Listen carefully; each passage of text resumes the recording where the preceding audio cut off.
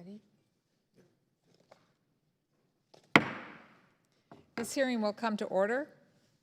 Good afternoon, and welcome to today's oversight hearing on Indian health services and the response to the coronavirus outbreak in Indian country.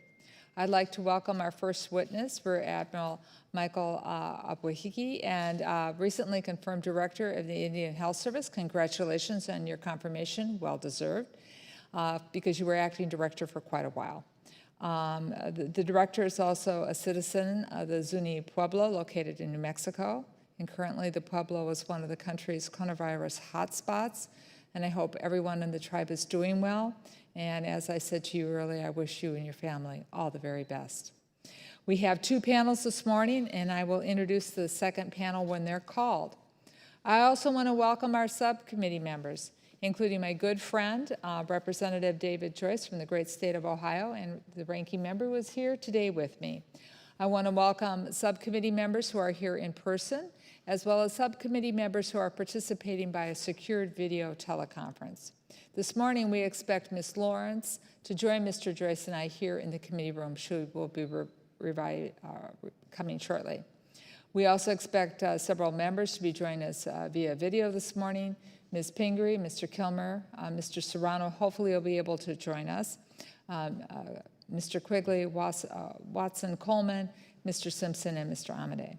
Before I move to my opening statement, because this is our first Interior, Environment, and Related Agencies Appropriations Subcommittee hearing, with some members participating remotely, I would like to begin by offering a brief explanation of how this will work in order to both benefit the members and the public.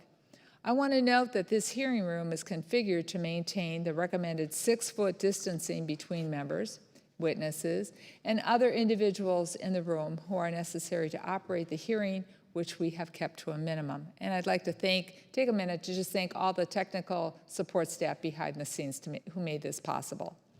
As I mentioned, some members have opted to use secure video teleconferencing, which allows them to remotely participate. For those on video conference, once you start speaking, there will be a slight delay before you are displayed on the main screen. Speaking into the microphone activates the camera, displaying the speaker on the main screen, so Mr. Joyce and I will be able to see you. Do not stop your remarks.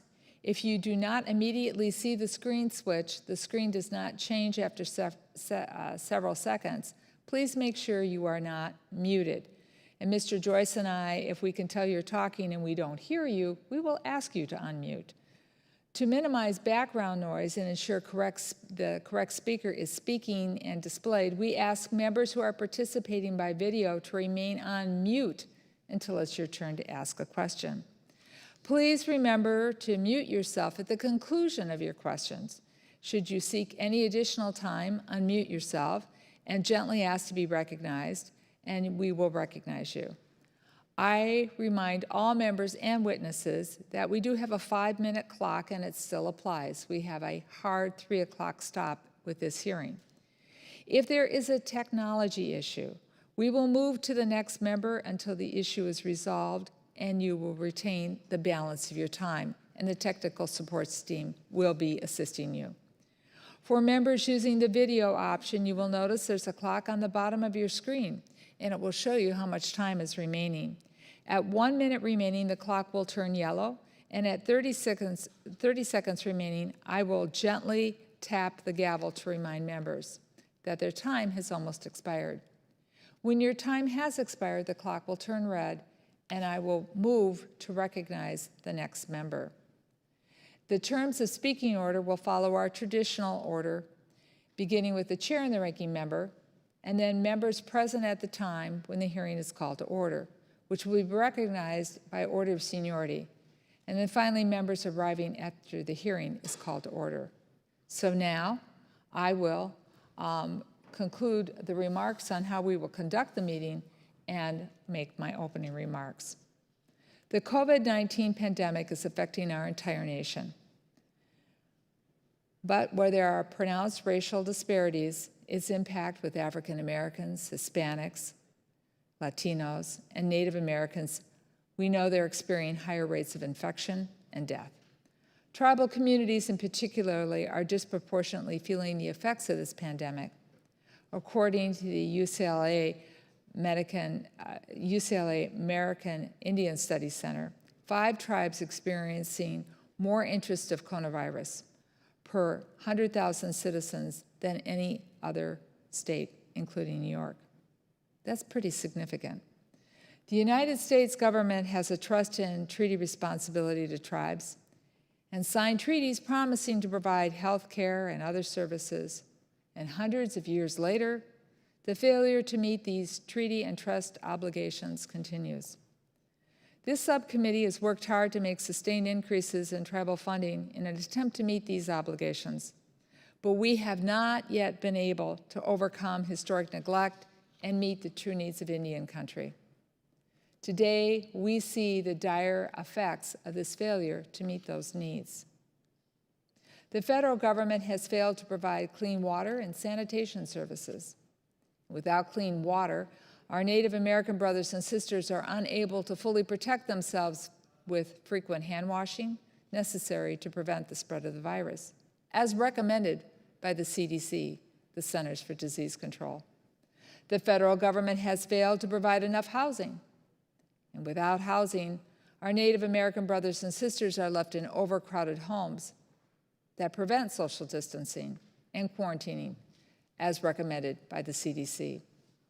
The federal government has failed to provide adequate health facilities to meet basic health care needs, much less to respond to a virus running rampant across this country. And even if the facilities were not dilapidated, and far too many are, the federal government has failed to provide basic health care. Native Americans have some of the highest rates of diabetes, heart disease, and other disease that contribute to higher death rates from COVID-19. The nation's failure to provide basic services is so acute that the international aid organization, Doctors Without Borders, is assisting Native Americans in the Southwest, and we thank them for that. I'd like to believe organizations that only are focused on helping third world countries would not have to be in Indian country, but they are here, helping us, and we are grateful. The failure to meet our treaty obligations extends beyond health care. It includes inadequate education, dilapidated schools, detention facilities that violate basic American rights, human rights.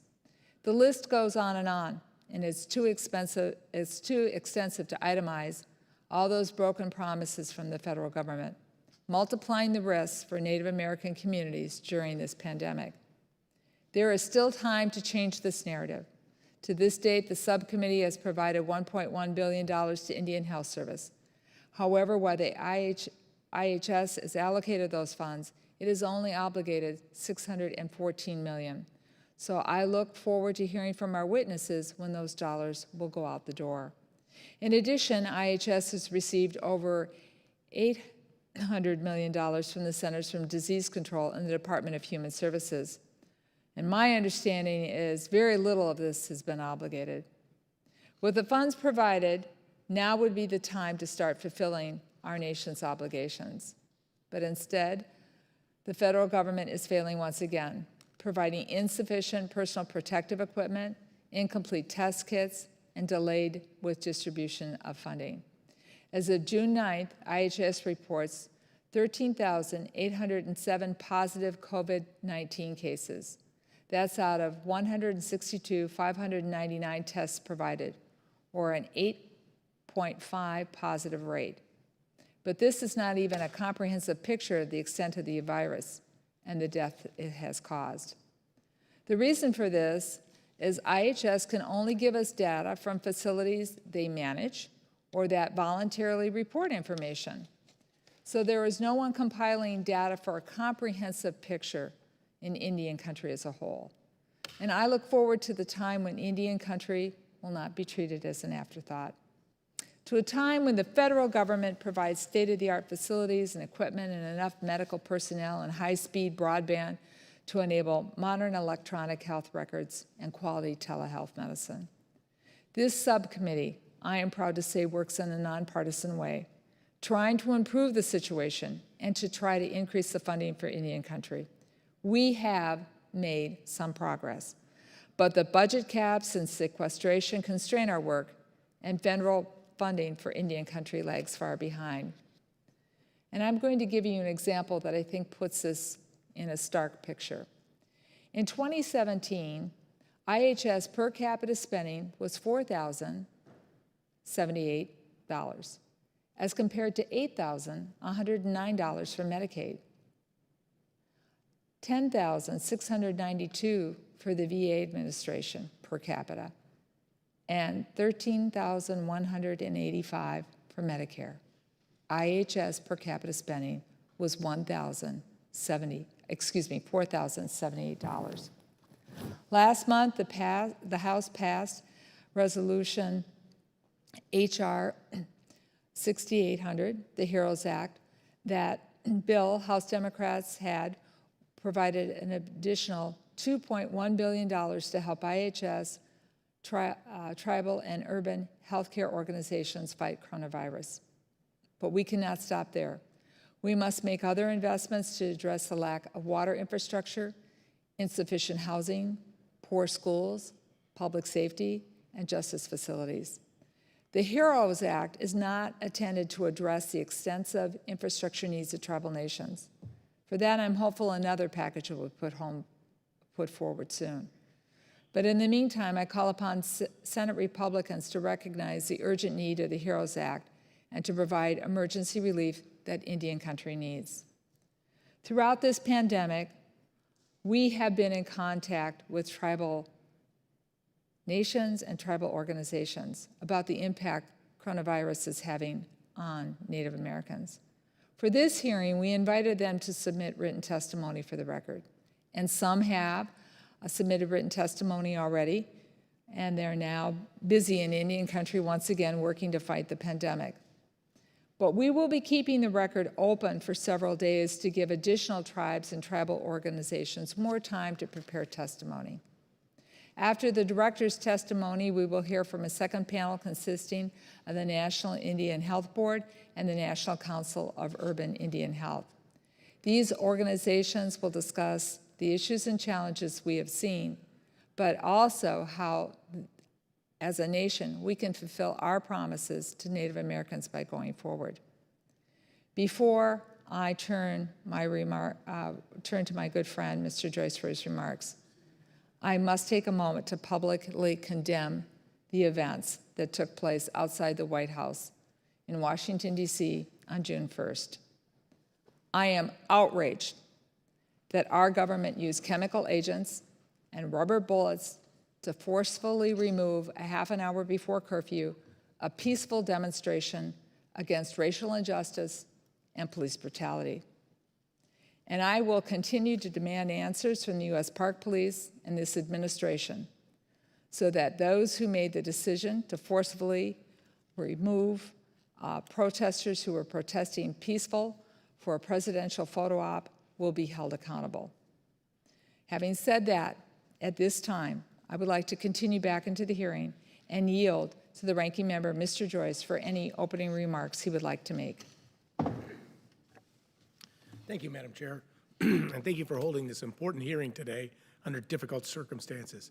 I appreciate that you have provided us for an opportunity to meet in person today, while also making accommodations for our colleagues to participate remotely.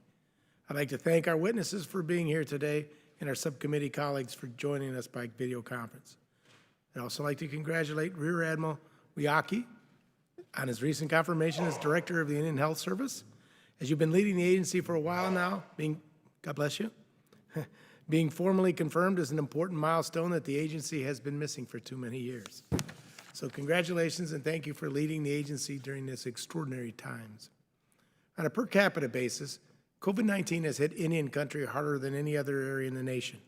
American Indians and Alaska Natives are disproportionately more underlying conditions, have more underlying conditions such as heart disease and diabetes that make COVID-19 even more dangerous to those who contract it. Compounding the problem are a disproportionately higher number of people with inadequate housing and access to clean water, which increases the chances of acquiring COVID-19. And underlying all these challenges is a healthcare system already struggling to recruit providers, procure supplies and equipment, and provide enough bed space to be able to accommodate a surge of COVID-19 patients. The Indian Health Service and its sisters agency, which is in the Department of Health and Human Services, have been charged with addressing these challenges, and today's hearing provides an opportunity to evaluate their efforts so far. Arguably, their job during this pandemic has been commendable under the circumstances. But ultimately, all these challenges boil down to funding, and the constitutional power of the purse, the funding responsibility, falls squarely on Congress. This subcommittee, under Chair McCollum's strong leadership, has appropriated approximately $1.1 billion directly to the Indian Health Service for distribution throughout the entire federal, tribal, and urban healthcare system to help respond to this pandemic. Another $820 million has been appropriated to its sister agencies and accordingly transferred to Indian Health Services. I look forward to learning today about how those funds have been allocated and spent, as well as the challenges and funding that needs that remain.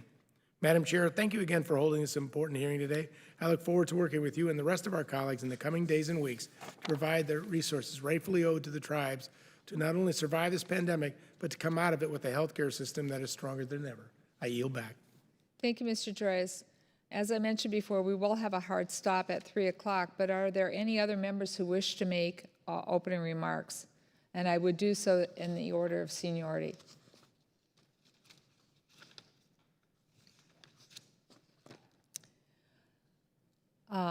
Thank you for, this is our first time through. I'm not seeing anybody asking for that. So I will move forward. So as I said earlier, several tribes, I'm sorry, Ms. Joyce, I'm looking at the screen up there and you're right here to my right. Yes.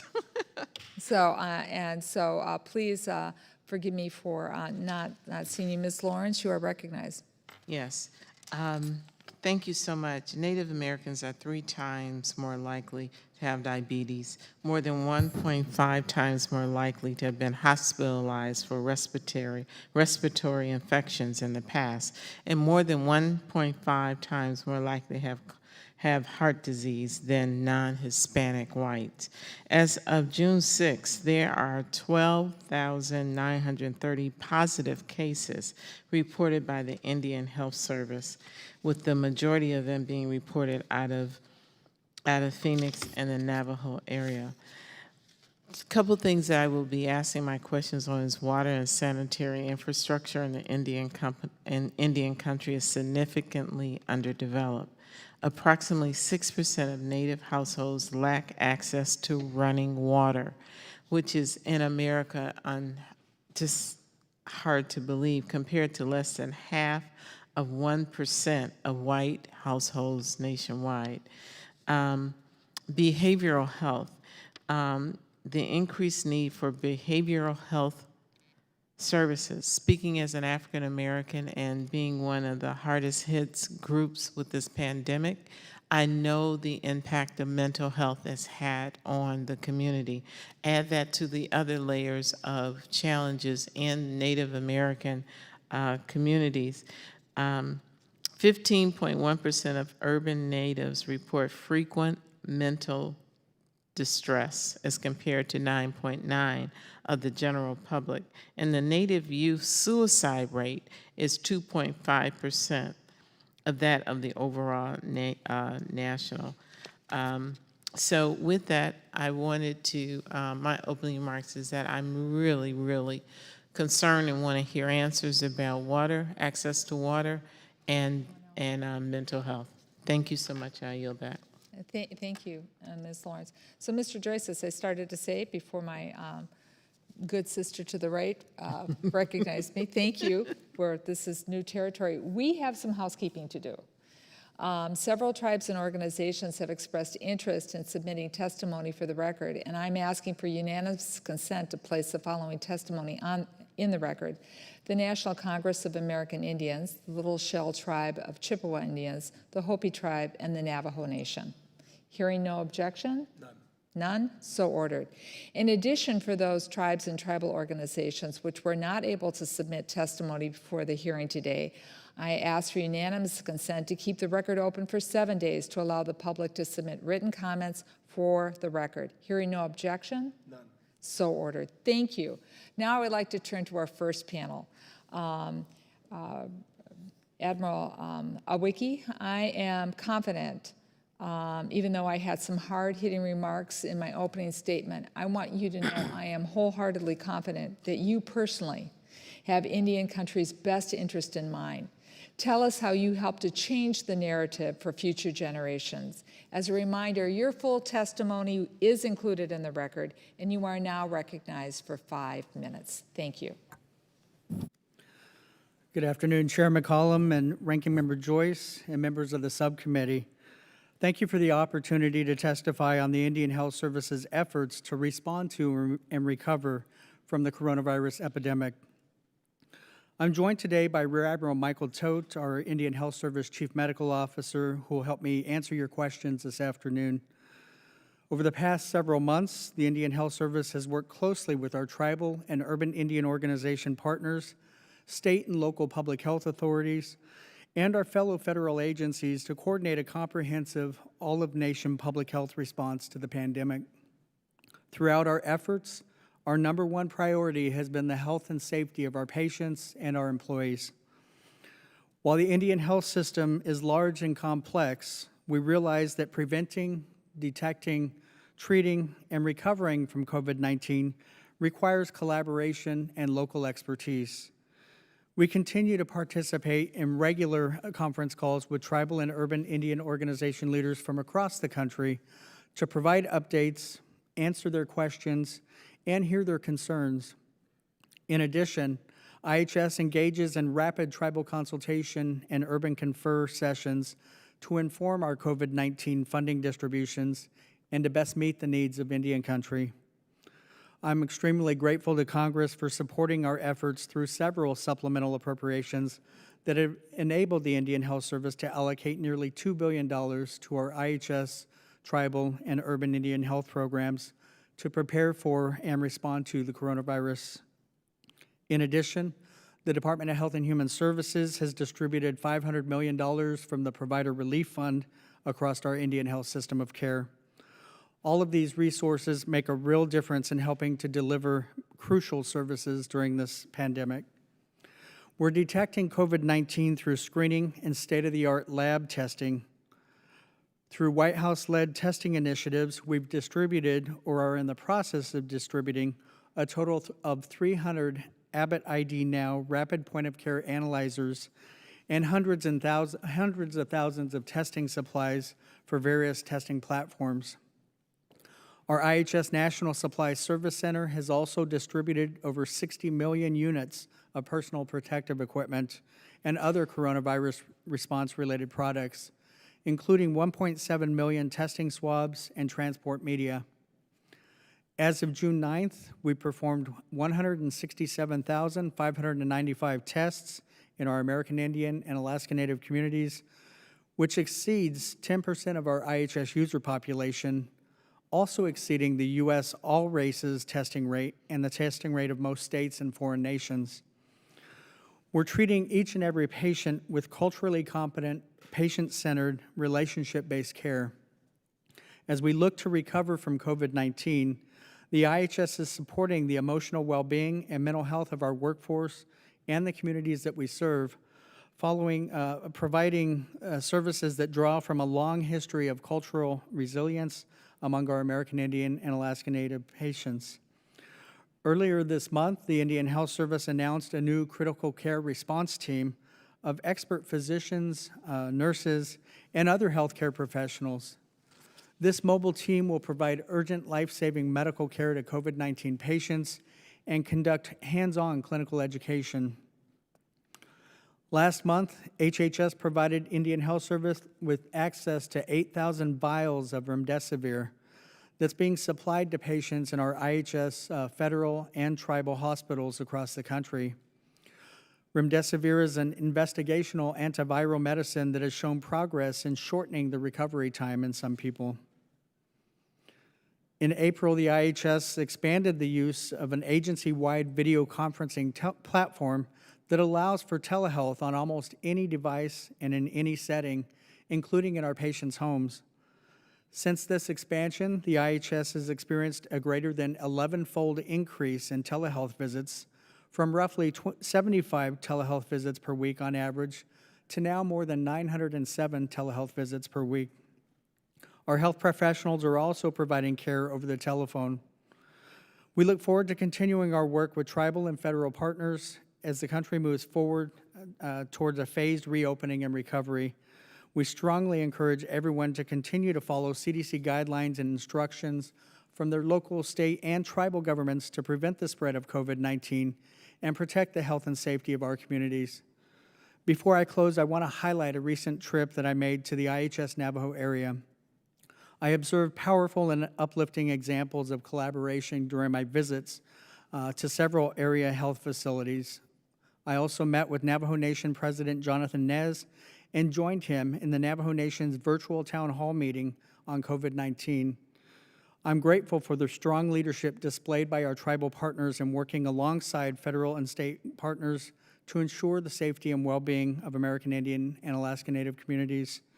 And I want to acknowledge and thank our Indian Health Service team, including those on the front lines and others in supportive roles that have demonstrated profound commitment to raising the physical, mental, social, and spiritual health of American Indians and Alaska Natives to the highest level during this unprecedented time. I'm extremely proud of their hard work to combat COVID-19, and I consider myself fortunate to work alongside a truly talented and dedicated team. Thank you again for this opportunity to speak with you today. I appreciate your continued partnership and engagement while we work together to combat this COVID-19 pandemic. Thank you, Chairwoman. Thank you, and we are very appreciative of the frontline workers that are part of the Indian Health Service. We've got a lot of really good questions, and I'm going to let a lot of my colleagues ask them, but I wanted to get a big picture of what's going on with the dollars here.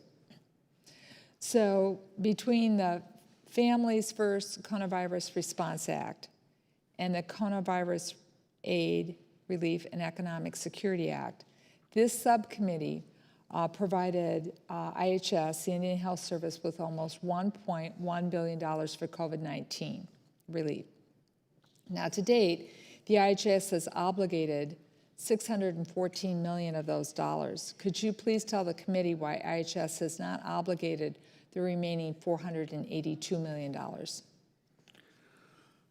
Thank you, Chair McCollum. We definitely appreciate all of the resources that have been provided, both directly to the Indian Health Service and to our sister agencies and the Department of Health and Human Services.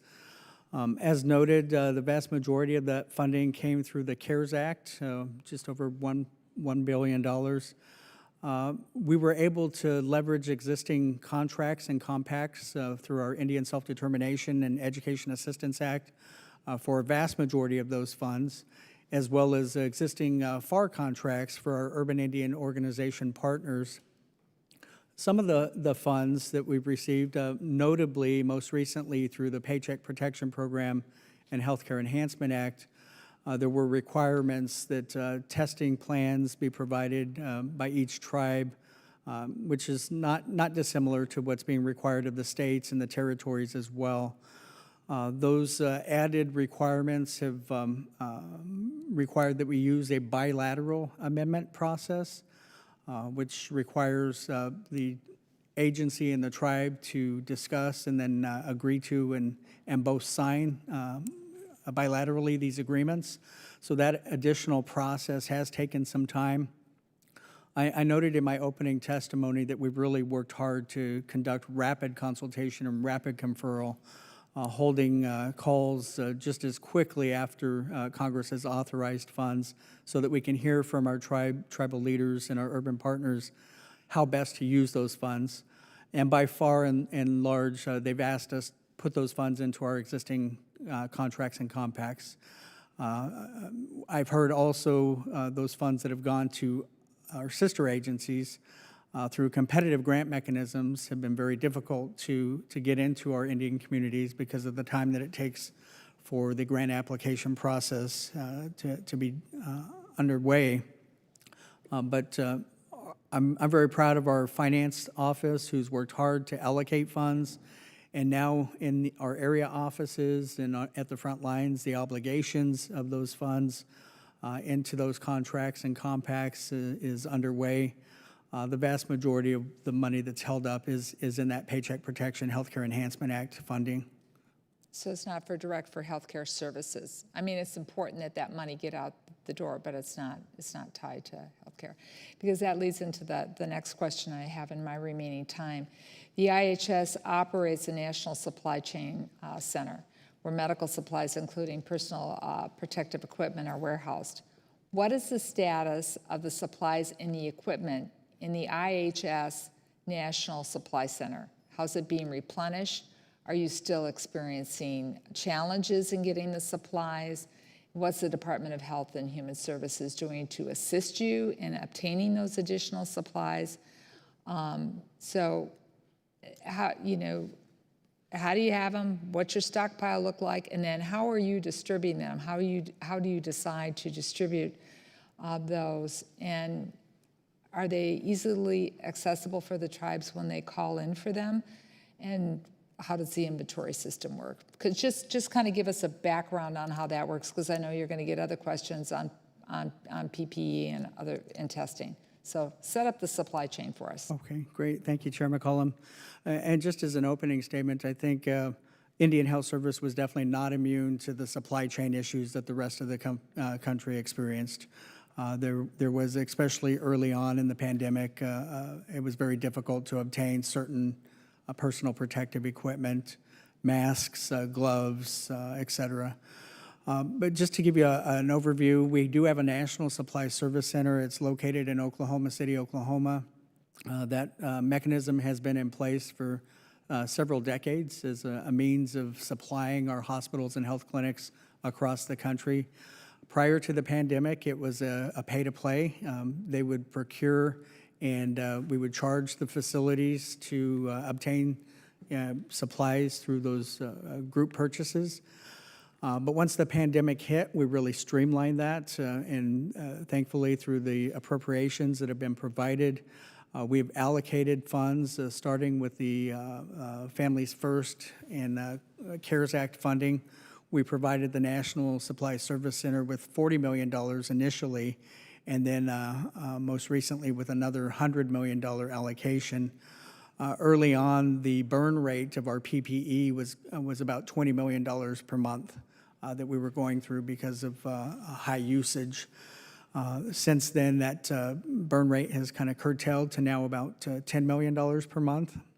But knowing that this pandemic will be going on for quite some time, we're very thankful to have availability of those funds to meet those needs. We also have several regional supply centers, one in Anchorage, Alaska, one in Gallup, New Mexico, and one in Nashville, Tennessee. Those are meant to serve the facilities that are geographically close to those areas. And after analysis, we have identified that we could probably use some additional regional supply centers to best meet the needs in places like the Great Lakes and the Pacific Northwest, who don't currently have a supply center. We've worked very closely with FEMA and the Assistant Secretary for Preparedness and Response at HHS to access the Strategic National Stockpile. Again, especially early on when it was difficult to obtain any supplies. And FEMA and ASPR did make Indian Country a priority in helping us to meet the needs of the testing supplies and PPE. So I'm very comfortable with the level of support that we've been provided at all levels of government. And again, thank Congress for the resources that we need to procure those items.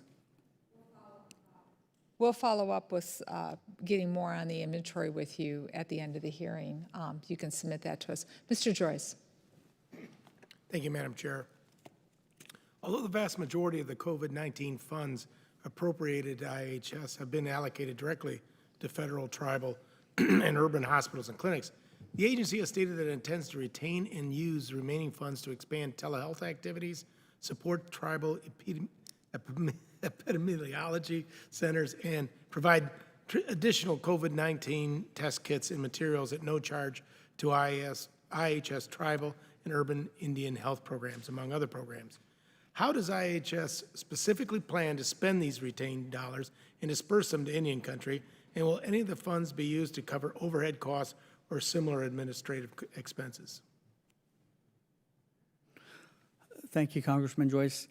A variety of different topics there. We did, through the consultation, identify some areas that tribes and our urban partners really wanted to focus on, telehealth being one of those. We did make the decision to allocate $95 million specifically for telehealth program expansion. That was mainly meant to set up a centralized structure, platform, if you will. I mentioned the use moving up from 75 visits per week up to 907 visits per week. Some of that growth has been as a result of this investment in being able to use an existing platform and implement it for broader use across the entire system of care.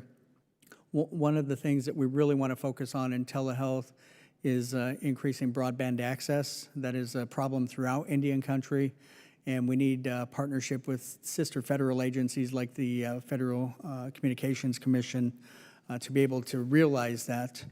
Under the heading of tribal epicenters, we do have 12 tribal epicenters across the country. We've allocated $26 million specifically to build up surveillance and data capabilities in our tribally operated epidemiology centers.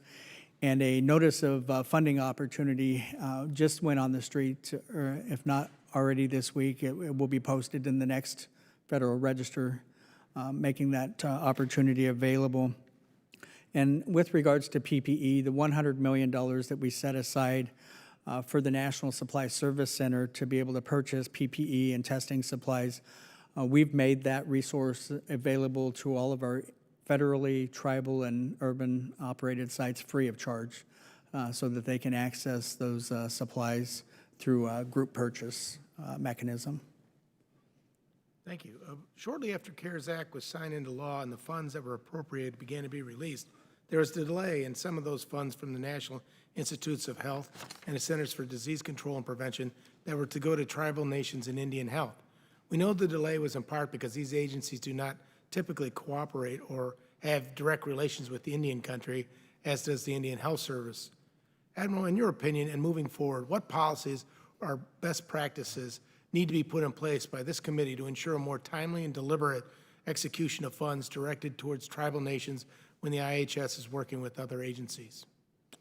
Thank you, Congressman Joyce. I think I can speak to this one clearly because I've heard it so many times from our tribal leaders that it's very difficult for them to utilize competitive grant processes. The time that it takes, the organizational capacity within tribes varies greatly. Larger tribes may have that capacity, or small tribes may have somebody with 6 different hats trying to write a grant on the side, especially during a pandemic time when you need that funding right away. Going through the extra administrative burden of writing a grant is extremely difficult. Some of the solutions that have been proposed are to just appropriate the money directly to the Indian Health Service and allow the Indian Health Service to utilize our existing Indian Self-Determination and Education Assistance Act mechanisms to put those funds into their existing contracts and compacts, or enable those funds to be transferred from CDC or NIH. I do know that there are existing tribal advisory committees in both the Centers for Disease Control and the National Institutes of Health who have advised the agency heads basically the same thing that I'm telling you here, is that the competitive grant process really don't work for them for a variety of different reasons. Thank you. I yield back. Ms. Pingree, you're recognized. Thank you, Madam Chair. Thank you for holding this hearing and allowing many of us to participate remotely. And to Rear Admiral Abuhiki, thank you so much for the work that you do and for being with us today. I have a couple of questions. I'll just put them both out there and let you answer them. The first is something we've been asked a little bit about around provider guidance. So in addition to the CDC guidance that's already provided, has the Indian Health Service provided supplemental guidance to facilities such as dental offices that are starting to offer non-essential services? And are you providing resources to help retrofit the facilities for the safety of both the patients and the staff? My other question is around behavioral health. Maine is one of the states that's been particularly hard hit by the opioid crisis, but we've had some incredible work done by our tribes to provide access to treatment and recovery resources for their citizens. We all know that during the pandemic, there have been some extreme challenges and things are even more difficult. So behavioral health services are even more important. How have you been tracking those concerns, and what are you going to do to ensure that we don't backslide during this difficult time?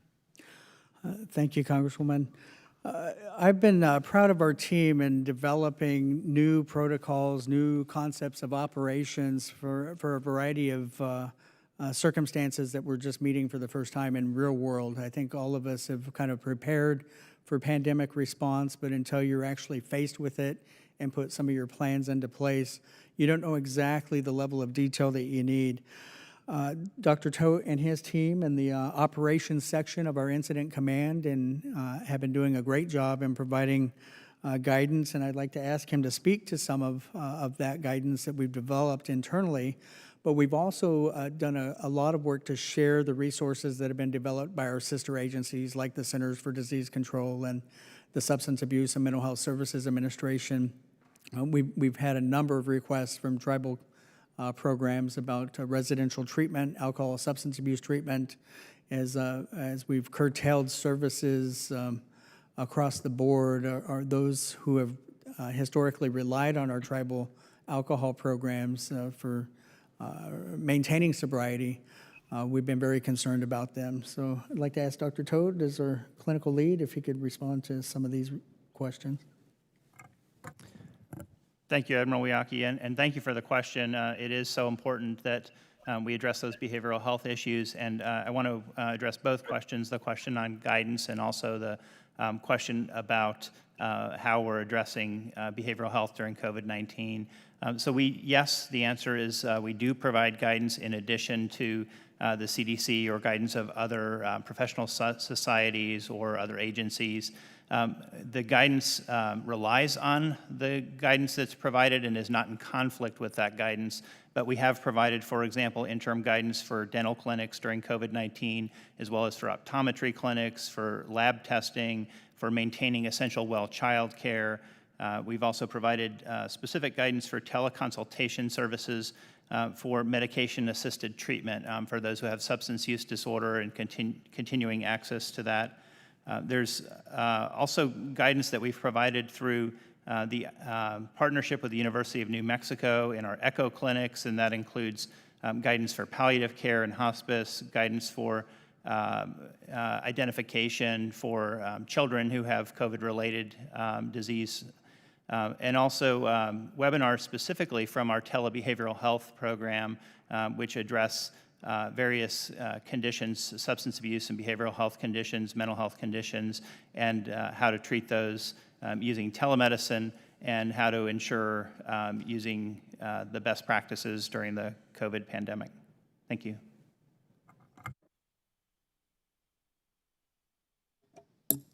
Thank you, Madam Chair. I yield back. Mr. Simpson, you're recognized. Thank you, Chairwoman McCollum and Ranking Member Joyce. Thank both of you for putting on this hearing today. It's important that we find out what's going on in Indian health services and in Indian country. But before I ask a couple questions, I have to make a statement in order to, I think, make the record complete. And I don't mean this in a partisan way, but I noticed that the chairwoman mentioned the HEROES Act a couple times in her opening statement.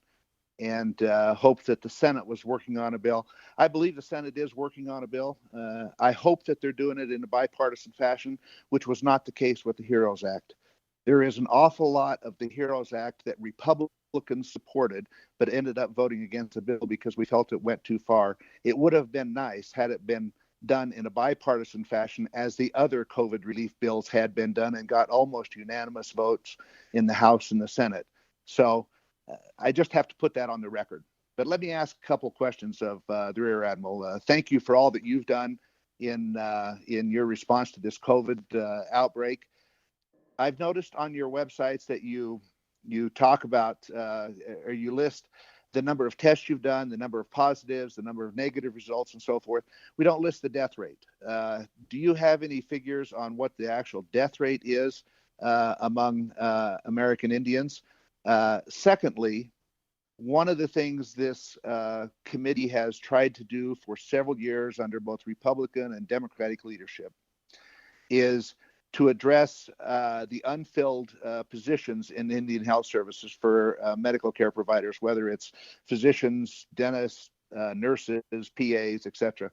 How has this affected our ability to retain and recruit people into Indian Health Services? Are we making progress, or are we down because of the COVID-19 outbreak?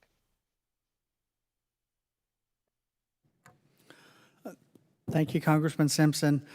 With regards to death rate tracking, the Indian Health Service has purposefully not been tracking death rates because our data would be so skewed that we'd be concerned about the picture that might paint.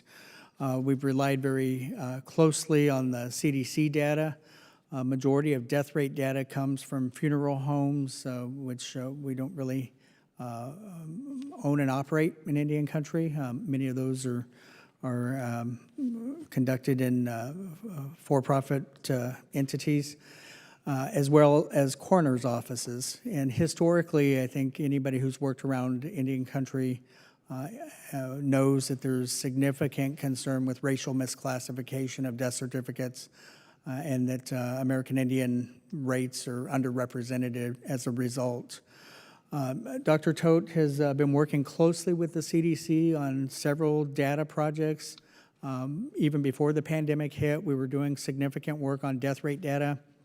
But since the pandemic, we've been working with them on a variety of different projects to try and tease out healthcare disparity rates specific to American Indians and Alaska Natives.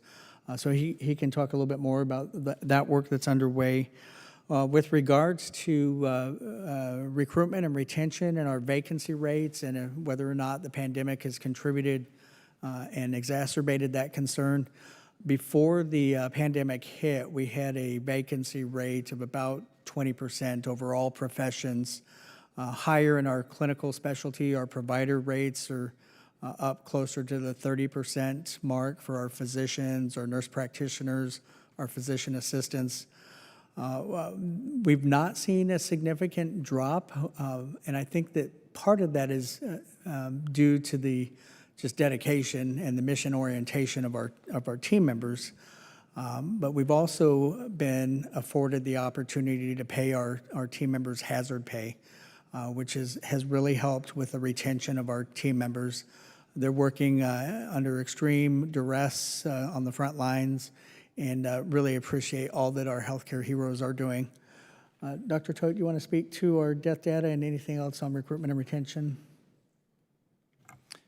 Yes, thank you. Admiral Abuhiki covered it actually rather well. The main issue with respect to having good data for American Indians and Alaska Natives on deaths has to do with the timeliness of reporting, not from the federal agencies, but from the point where an individual passes to that death certificate being filled out to being collaborated or collected and collated at the local and state level, and then reported into the federal system. So that time lag also includes the concern of racial misclassification on death certificates. So the Indian Health Service is working very closely with CDC in order to address that issue and to try to help to get better training at the point of entry for death certificates where the racial classifications are entered in that primary data so that we have clean data going through the system and don't have to spend so much time cleaning it up. Also, with regard to the very important need for having a breakdown on our data, not just the death data, but the testing data for ethnicities and race as well. HHS did announce new guidance last week for laboratories and other testing sites across the nation, not just for IHS tribal and urbans, but for any site that must report age, race, ethnicity, sex, patient zip code, and type of test. And so we do think that this data will also help us in better understanding the broader effects for American Indians and Alaska Natives. Thank you. Thank you. Mr. Kilmer.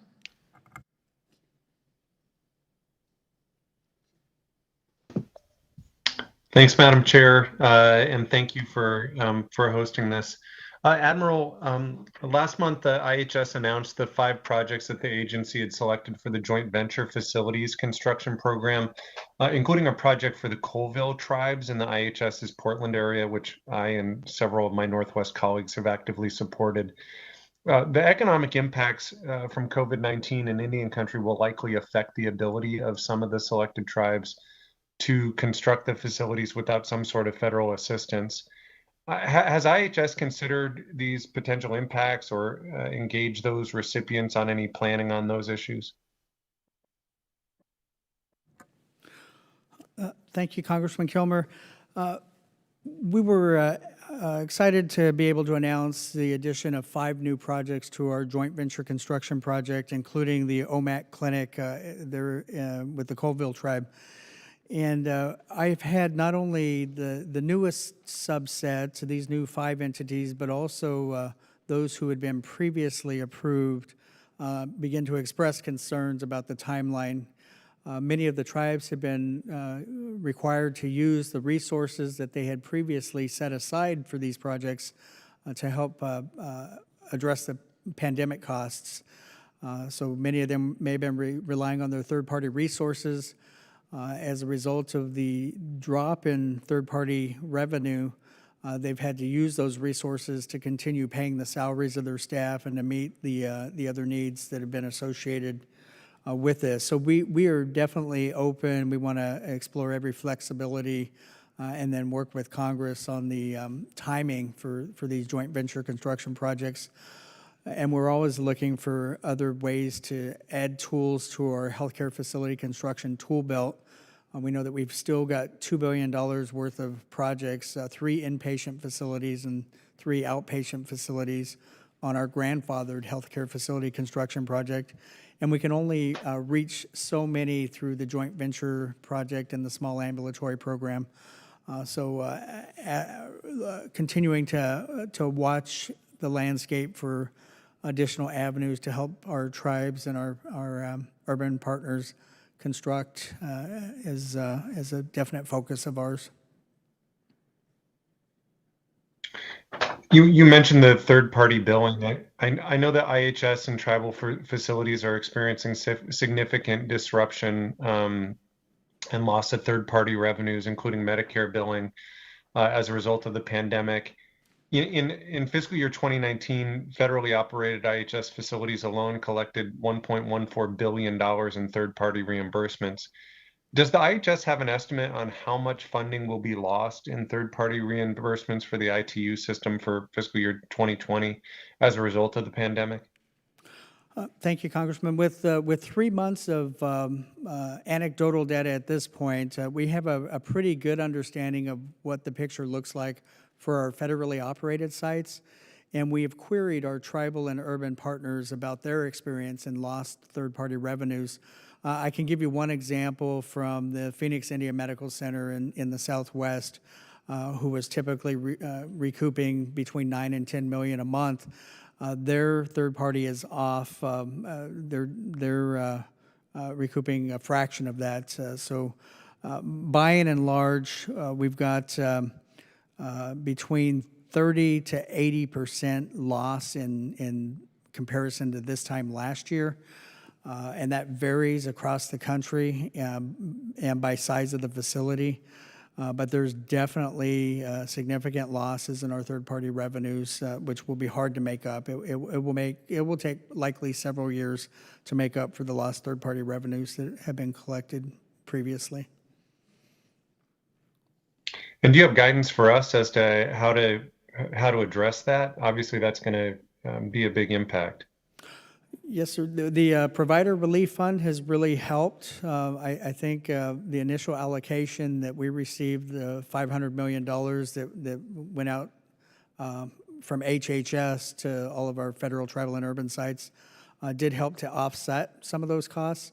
But we still have many sites concerned about needing to furlough or even close their doors. I've heard from programs up in the state of Alaska that it's a significant concern just being able to make payroll in the out months should this drag on much longer.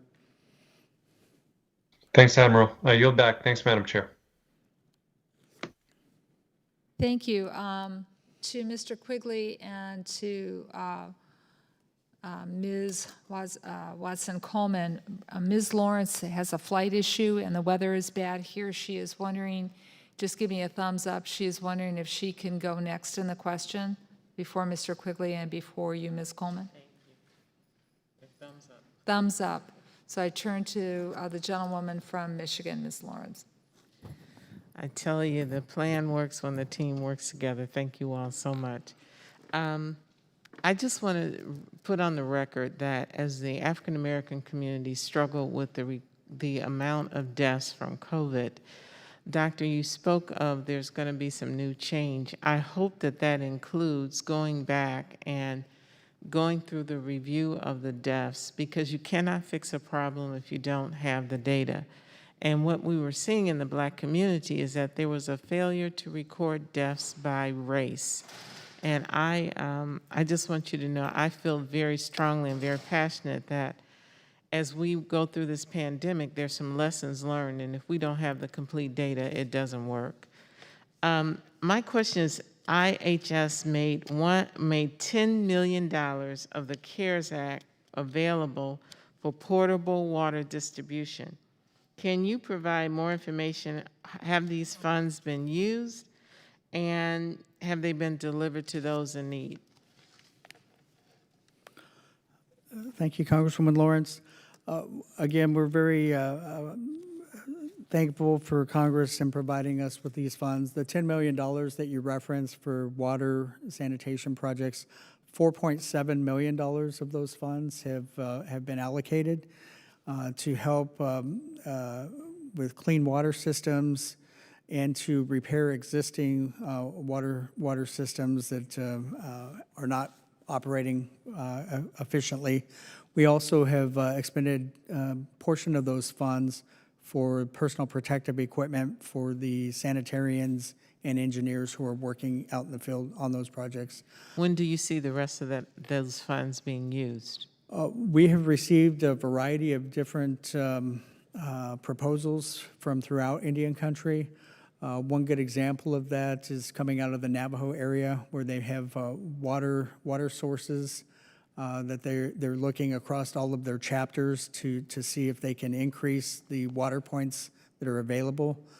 So I would anticipate those funds disappearing very quickly, and the need for sanitation, yes, facility construction in Indian country, we have a queue of about $2.7 billion. So that $10 million will be distributed very, very quickly. So I understand the cultural and ceremonial components in many Native communities for mourning and burial when members pass away. And so this gets back to the issue of mental health, because I know in the African American community, the lack of the ability to use traditional ways of coming together to mourn death. So I want you to explain, are the Native communities receiving mental health care? You talked about telemedicine. We know that every household does not have access to internet. So if you don't have internet, you cannot use telehealth. So other than saying that that's available, what are we doing to provide the mental health in the community? Substance abuse, alcoholism, all the things that we have been dealing with in the tribal communities. Thank you, Congressman Lawrence. I want to speak first to a policy that we were recently able to publish just about 2 weeks ago now. 79% of our healthcare workers are working on the front lines, continuing to see our patients every day. Those remaining 21% are teleworking, but they continue to provide valuable input and work for our system. And we were able to publish a trauma-informed care policy, which has been worked on for quite some time in partnership with our tribes. And that trauma-informed approach is meant to treat every individual as a person holistically, to learn about their past traumas. Were they traumatized because of forced boarding school, or did they have a sexual assault? Or Is it now being used? it is now available and will be utilized across the nation. We do require our federal sites to use our policies, and our tribal programs are always encouraged to leverage those policies that we develop. So that is one aspect that I think over and above the telehealth modality that we've spoke about previously, developing new policies that will lead the change in the way that we manage healthcare, so that we're screening for those past traumas in all fronts. My time is up, so I do appreciate that. We will be looking actively at those programs. Thank you so much to my colleagues for allowing me to get on this plane. Thank you. Be blessed. Thank you. Thank you. Mr. Quigley, you're not following house rules, but seeing as you're in your own house, your hat can stay on. Mr. Quigley, you're recognized. Well, I can always flip it down, and it's a quick mask as well. I appreciate that. Admiral, thank you for being here. You touched on telehealth a few times. It would help me a great deal if you could elaborate a little more about the future of telehealth, how it's part of your mission, particularly in areas where we don't have broadband. How are you going to provide access? Obviously, the virus points out the disparity in the needs, but if you could address telehealth a little more deeply as it relates to the virus and how you overcome the lack of connectivity. Thank you, Congressman Quigley, and definitely appreciate the resource that's been provided to our agency to be able to address telehealth. But we are going to need help. We're going to need help from Congress. We're going to need help from our sister agencies like the FCC in order to address that broadband access issue, the availability broadband in our rural and remote locations, especially our larger reservations where that capacity does not currently exist, needs to be addressed in partnership. Dr. Toe had a previous life as a chief medical informatics officer and also supervises our chief information officer. So I'd like to punt some of this question to him since it's in his wheelhouse on what we're doing around telehealth capacity expansion. Thank you for the question and the opportunity to comment on it. So one of the things that we're doing to temporize the issue of not having that last mile bandwidth is also educating our providers on the delivery of telephonic medicine. So that means having the ability to use texting capability as well as telephone capability to still deliver the services when they don't have that last mile bandwidth. But obviously, it would be much better to have full synchronous video all the way to the home. And so that's something that we continue to work with our sister agencies and other parts of the government that can help with bandwidth. The training that we've done for COVID-19 to advance telehealth has just been phenomenal. As Admiral Abuhiki mentioned in his testimony, an 11 times increase in the amount of telehealth visits being provided by the Indian Health Service. And that's just measuring the launch of our federal platform and measuring the amount of visits delivered on that. There are other platforms that many tribal nations are using. We heard from an urban Indian organization in California that has increased their number of visits to 90% of their care is being delivered now by telemedicine. And so certainly that's very important to us and to our way forward. And I just wanted to add with respect to the death data, it's not that we don't have any data. So some of the important statistics from states, Arizona reports that while American Indians and Alaska Natives make up 4% of the population, that 18% of COVID-19 related deaths have been amongst American Indians and Alaska Natives. Wyoming, while American Indians and Alaska Natives make up 2% of the population, that as many as 47% of the deaths have been American Indian and Alaska Native. That's not true in all states. So Oklahoma, while American Indians and Alaska Natives make up 8% of the population, they've made up only 7% of the deaths. So it does vary, and obviously we've seen that with how the epidemic has progressed, and certain tribal nations have been affected more than others. But I just wanted to make sure that you all didn't have the impression that we don't have any data. It's that we don't have a complete picture of all of the data, and we're working to get that. Thank you. Thank you. Thank you, Mr. Quigley. Now to the gentlewoman from New Jersey, Ms. Watson-Coleman. Thank you for your patience, and thank you for helping out Sister Lawrence there. She's really sweating it, so thank you.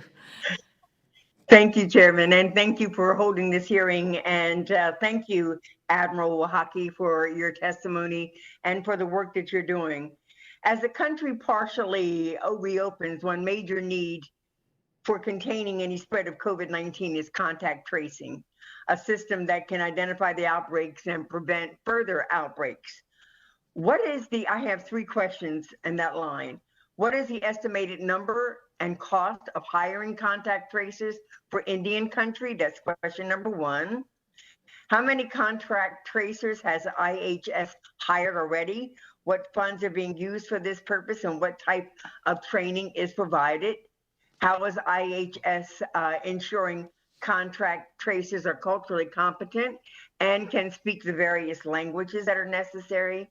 And are there any additional resources that are required in order to hire the necessary contact tracers to effectively track the outbreaks?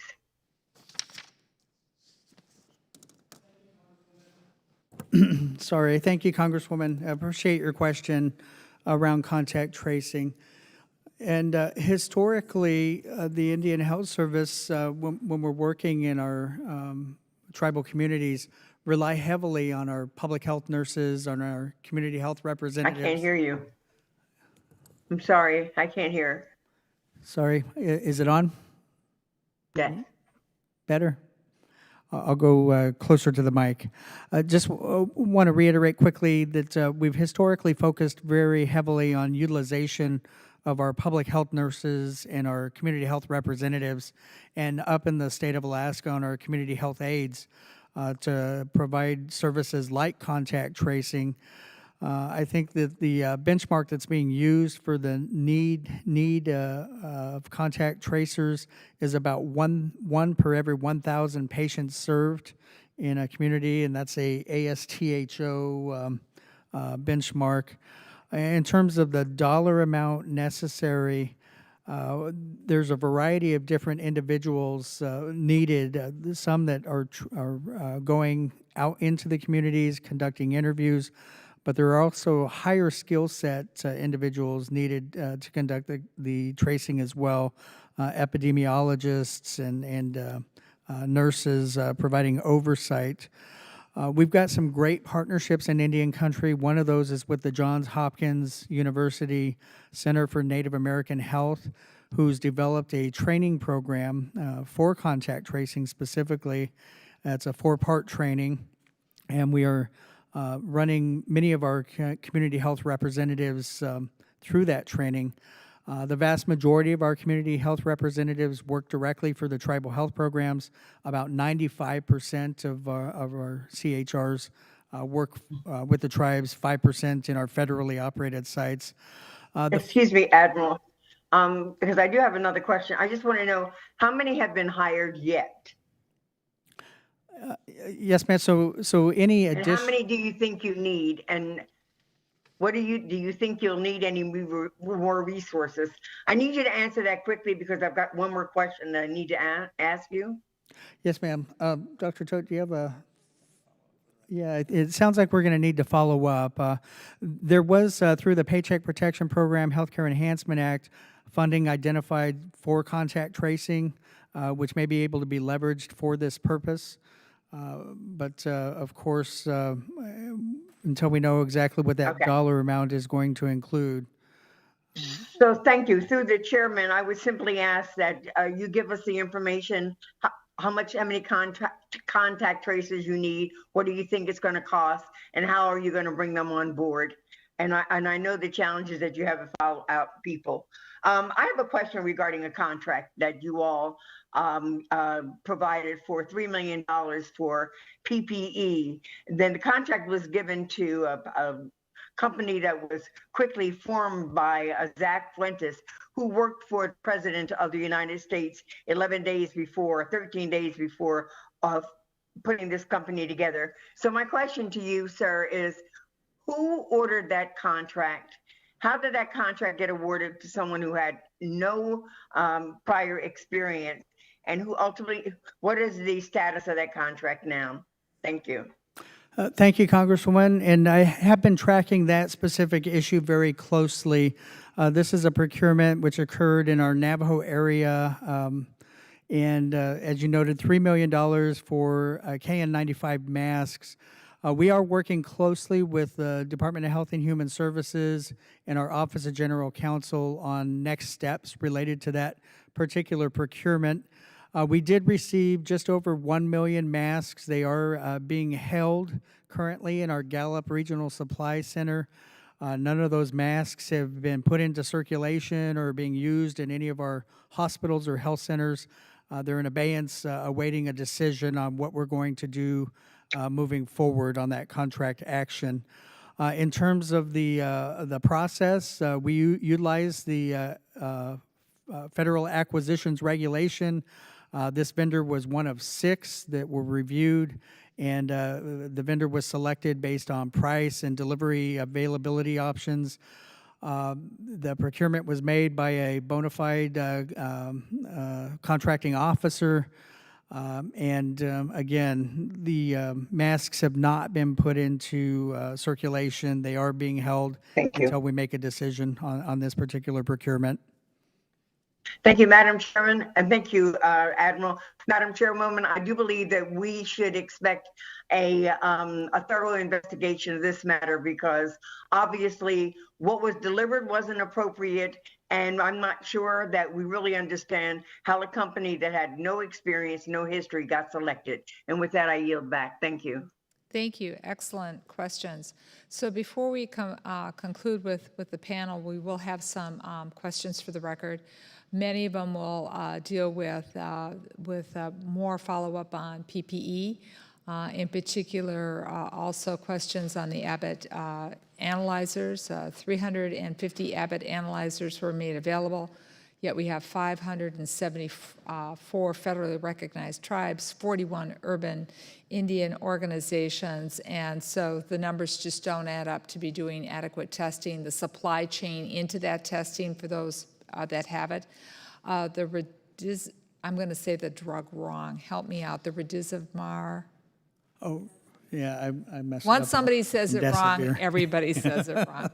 But this is serious, though. IHS has 8,000 doses, so could you maybe let us know how many doses the average person receives and what you're going to do to get more medicine? Because I have a press release here saying that Redizivir could run out within weeks. Top official warns that the FDA could be out by the end of June, and how that's going to affect an Indian country, and as well as the 75 the $65 million in the CARE Act, how that's going to go out and be obligated, and that's going towards electronic health records and how we're going to integrate that fully into country.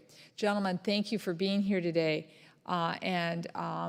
We pass along as a committee our sincere appreciation for the work that you do and the frontline workers in Indian Health Service are doing, because we know that for decades you've been under-resourced, yet everybody's standing up to do the best job they can humanly possible, and for that we thank you.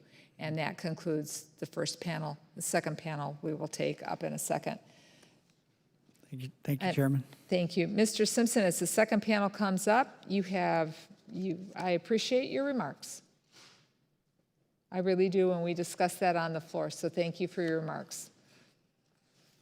Well, Chairwoman, I meant to say that I know that you didn't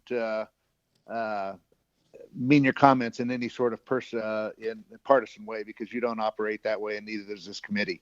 So I just felt like it kind of had to be, from my perspective, be said for the complete record. So I appreciate that. That's fine. There's good money out there for Indian country, and I'm just fighting to get it put forward, and I know you feel the same way too. Yes, I do. Okay. So we are wiping everything down. I know everybody has their microphone muted. So for the next panel, because we've had some people leave, I'll do a little housekeeping. Mr. Joyce, you and I will ask questions. Ms. Pingree then would be next. Mr. Simpson, Kilmer, and Watson Coleman. We've had a couple of members leave us.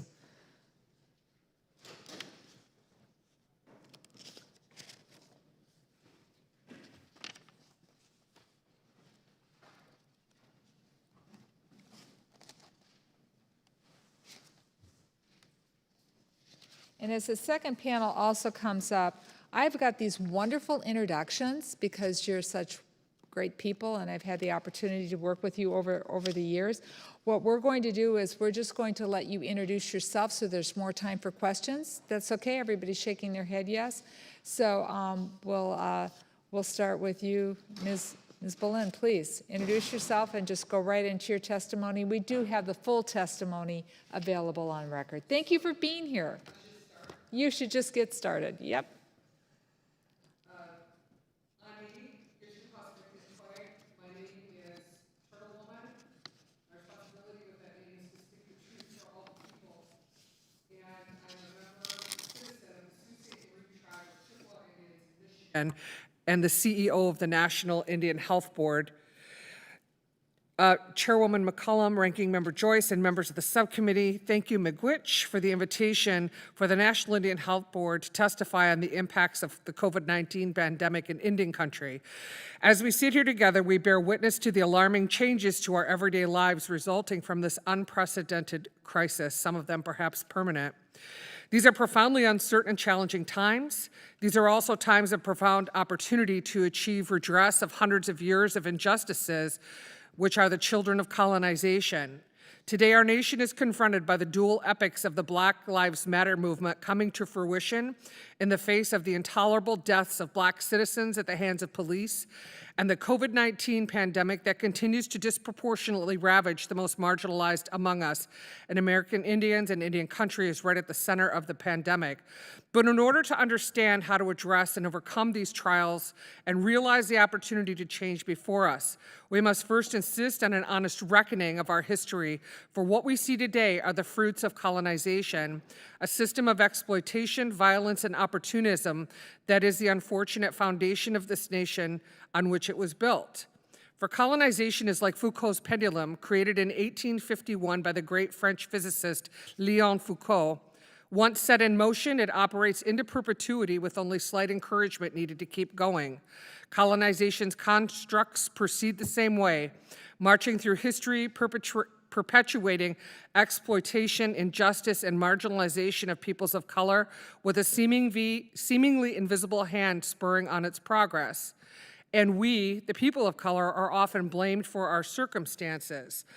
This is not a time of incremental change. These dual convergent crises of Black Lives Matter and COVID-19 create the circumstances for lasting, profound, and meaningful change. We're in a time when the unthinkable is now the possible. We're in a place of rightfully questioning what we glorify and honor as our history.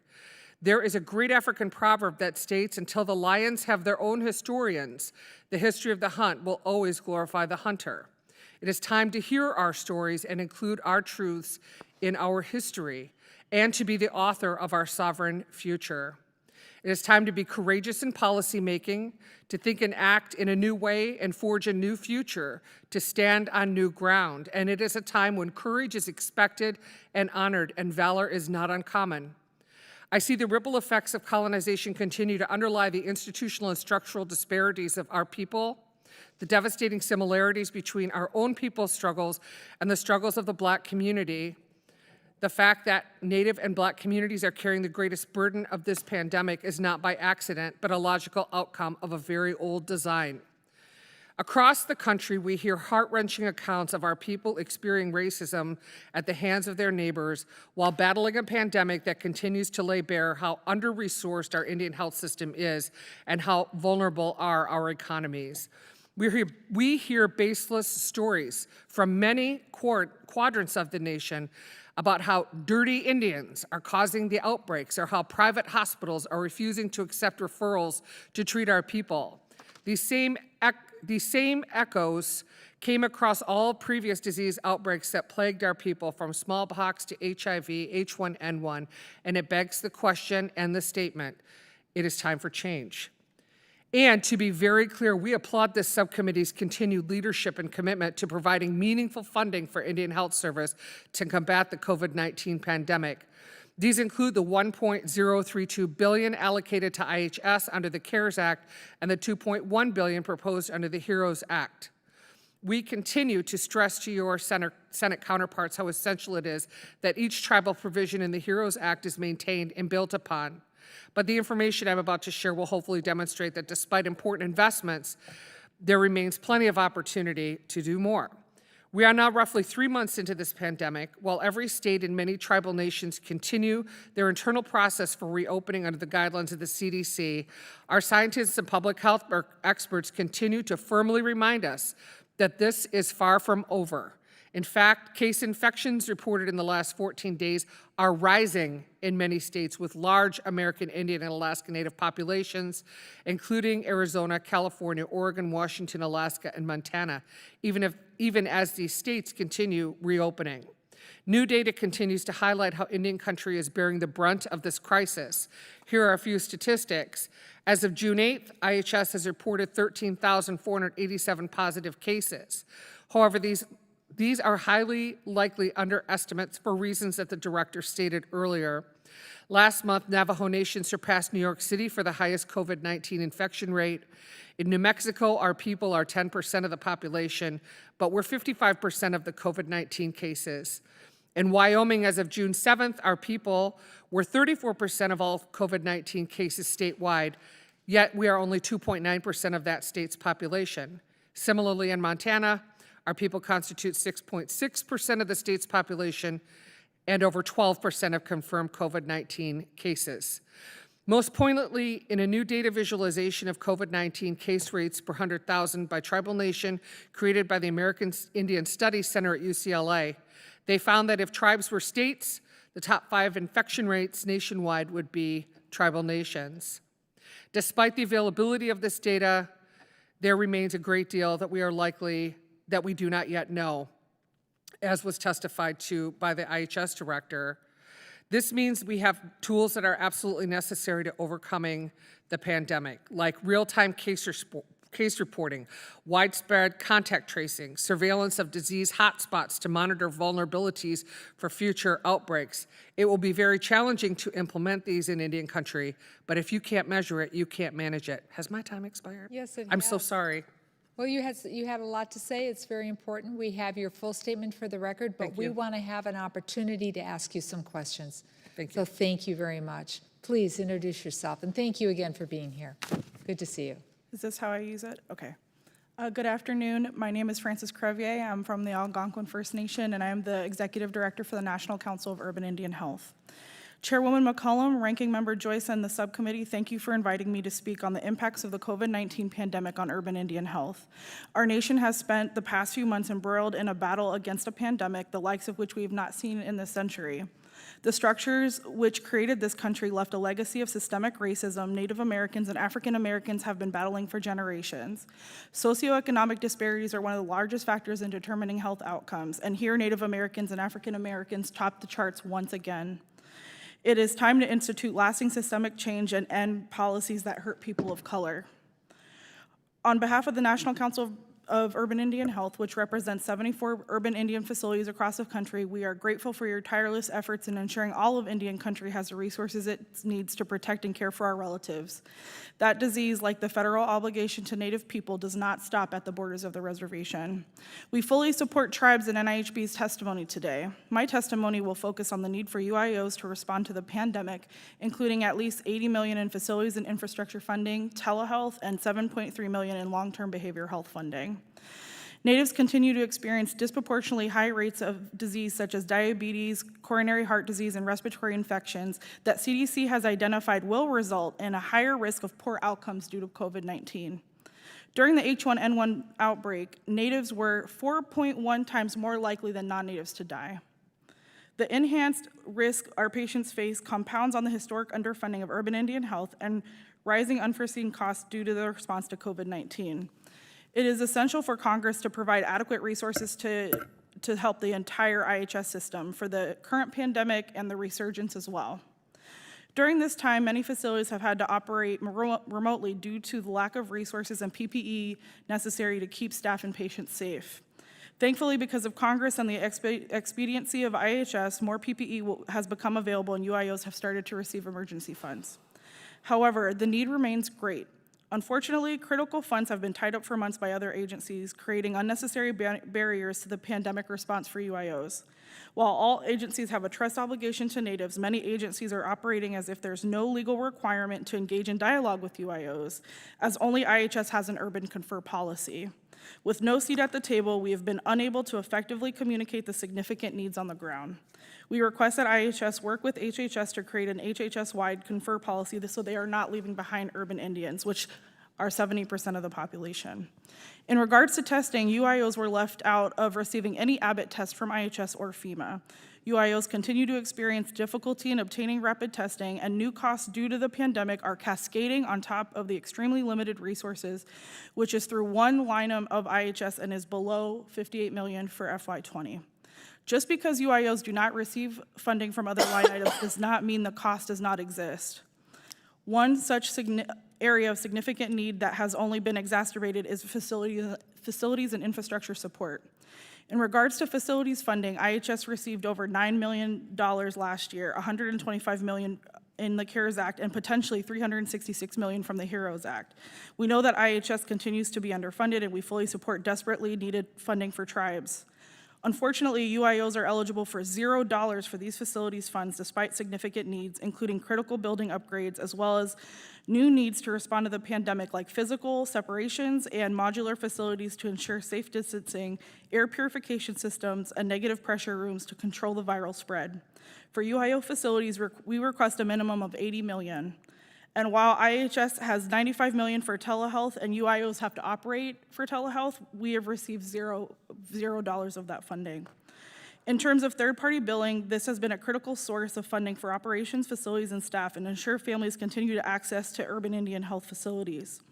UIOs have lost millions of dollars from reduced third-party reimbursement as a result of COVID-19. We urge Congress to include the full amount of $1.7 billion as recommended by the Coalition of National Indian Organizations. The pandemic has exacerbated the longstanding behavioral health disparities due to decades of historical trauma and will have lasting impacts for years to come. Even before the pandemic, the Native youth suicide rate alone is 2.5 times the national average. We request $7.3 million annual appropriation for behavioral health for UIOs for the next 3 years. We thank you for including urban Indians in COVID-19 legislation. We urge Congress and the administration to honor this obligation by providing the whole IHS system with all the resources necessary to serve the families who need them most. As the FY21 appropriations process is underway, we ask that Congress account for the significant and devastating strains unforeseen emergencies like the present pandemic and government shutdowns have on the underfunded Indian health system. Thank you again for holding this hearing today and for making sure our tribal members living in urban areas are not left behind. Thank you. I am going to save my question for the last, so in order of seniority on my side of the aisle, Ms. Pingree, do you have a question? Sure. Thank you, Madam Chair. Thank you to both of you. I really appreciated your eloquent and thoughtful testimony and sort of framing this issue as complex and difficult as it is. I just have a couple of questions. One is around sort of the use we've been making of telehealth and its importance. And I know that in a lot of communities, there just is insufficient broadband access. And so telehealth, well, it sounds like a good idea, isn't that easy to implement. So I'm interested in your perspective on the infrastructure available in Indian health facilities in an Indian country. And the second, you kind of spoke to it a little bit already, but since there's been such a recognition about how chronic disease plays into the challenges with those stricken with COVID-19, can you talk a little bit about the importance of funding for chronic prevention and treatment, especially the long-term reauthorization of the special diabetes program for Indians? That's it. That's my questions. I think that's me. Whichever one of you would like to go first. We have about almost 4 minutes. Thank you, Congresswoman. Right now, 46% of homes in tribal communities lack broadband or internet access. That makes it extremely difficult for telemedicine to move forward. We stand on the ground that it is very important that tribes control their own airspace in terms of broadband and connectivity, but there is a need for a dramatic investment in this. We would contend that this pandemic has pushed our evolution as a society forward by a generation. And where it was unthinkable that, for example, 100% remote work can work, the pandemic has forced us to see that it in fact can work, and it can work very well. Just one example, telemedicine is another. We may have gotten there a generation from now, but now we're there and we're there to stay. So Indian country needs substantial investment in telemedicine, with developing apps for cell phones where people can do remote monitoring, and also a payment schema that is indicative of the actual cost of providing service in a remote manner. Second question, special diabetes program for Indians. I apologize, I'm not sure I heard your whole question. Could you restate it, please? Oh, sure. Yeah. I think my question was just about talking about the importance of support for funding for chronic diseases, since we've seen how that has such an impact on people afflicted by COVID-19 and the challenges of getting well. Thank you. Yes, the Special Diabetes Program for Indians is absolutely instrumental in fighting the onset of diabetes in Indian country. The program has achieved an entire decline of 1 whole percentage point in hemoglobin A1Cs. It has been responsible for a 54% decline in new incidents of end-stage renal disease, which saves about $150,000 per patient per year who will not seek those services because they don't need to seek those services. And because diabetes has showed itself to be one of the main causes. I can't hear you now. Because diabetes has shown to be one of the main vulnerability factors for COVID-19, it also exposes our people to be a large population that is particularly vulnerable, again, because of this disease process. Please, anything you'd like to add? Thank you, Congresswoman. So in regards to telehealth, NCUI specifically is in a unique position where because CDC didn't have a mechanism to give funding to UIOs, they utilized us as a pass-through.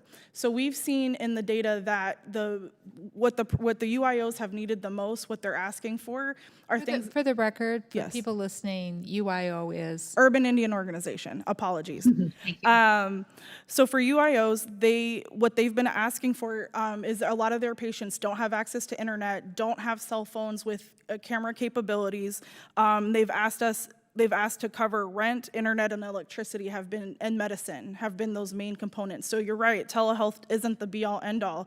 There's still all these systemic factors that they have. And when you need to pay rent, I don't know about you, but I'm not gonna pay for internet when I need rent. And so that is still a very big ongoing issue. And then in terms of chronic illness, yes, SDPI hasn't had an increase in a very long time and is extremely needed. And I know that we were hoping for $200 million at the very least because it does do a lot of good. I know people personally who've been in that program at our local facilities and have lost weight and have gotten their diabetes under control. And so it is definitely really important to kind of help combat that. Thank you. Thank you. Madam Chair, may I make one more point? I may not. I'm going to try to buy some time at the end. I want to Sure. make sure I get everybody in. Thank you very You much. bet. Mr. Joyce. Thank you. Yield back. Thank you, Madam Chair. I would defer to my learned former chairman, Mr. Simpson, for any questions he may have at this time and come back to him. Thank you, Ranking Member Joyce. And I don't have any specific questions for the panel. Most of the questions I had have been asked by Mr. Kilmer and others about third-party payments and those types of things. But I've noted that while the Indian population in the United States is a little over 1% of the CARES Relief Act, they received a little over 5% of the funding in that act. So that's due in large part to the work of Chairwoman McCollum and Ranking Member Joyce and their efforts to make sure that we address this. But as I listen to you all, and thank you for your testimony, but as I listen to you all, it becomes evidently clear that the Indian populations and other minority populations are going to be more susceptible to these types of COVID-19 or other diseases until we address the basic underlying problem that makes them more susceptible to these diseases, and that's the general health care of our Native American populations, until we address the diabetes issue. And this subcommittee has been working diligently for years to try to do that, and we look forward to working with you to try to address these problems and get Indian health care. I noticed Chairwoman McCollum said at the first how much was spent on health care for Native Americans versus VA versus Medicare and so forth. And it's so woefully inadequate. But this committee continues to try to increase that amount. And thank you, Chairwoman McCollum, for all your work on that. That's all I had to say. Thank you. Thank you. Mr. Kilmer? Thank you, Madam Chair. My question was for Ms. Boland. In NIHB's April 8th letter to Congress identifying requests for the next COVID relief package, NIHB requested $2.5 billion for facilities construction, including funding the eligible tribal projects for the joint venture facilities construction program. What has the COVID outbreak demonstrated regarding the need for facilities in Indian country, and what impact has the outbreak had on the viability of the joint venture projects that IHS approved last month? Thank you for your question. I don't have a specific answer for the specific impacts on the joint venture program, but we will reach out to the tribes that are entering them or working on them and get an answer and respond to the committee with a solid answer for you. I will say that the $2.5 billion that we requested for facilities is shy of the $14.5 billion that is already proven to be needed for facilities upgrades, modernization, and construction in Indian country. Thanks, Madam Chair. That was the only question I had. I yield back. Well, Ms. Boland, he had some time remaining if you'd like to make your extension of your remarks that you said earlier. Thank you so much. I just wanted to say that, the Special Diabetes Program for Indians has been around since the Omnibus Budget Reconciliation Act of '98, I believe. Were it not for what SDPI has been able to achieve, I cannot imagine how hard this pandemic would have hit Indian country. We've been able to, because of the investment of Congress, because of your belief in our ability to make a better future for ourselves, which we have proven time and again to be the case. Were it not for this program, I shudder to think what we would be facing. And were it not for this program in the future, I shudder to think of what we would be facing. And I want to thank the committee for the support you've always given for that and other healthcare programs in Indian Country. Was there anything with Mr. Kilmer's question that you wanted to elaborate on, Madam? Thank you, Chairwoman.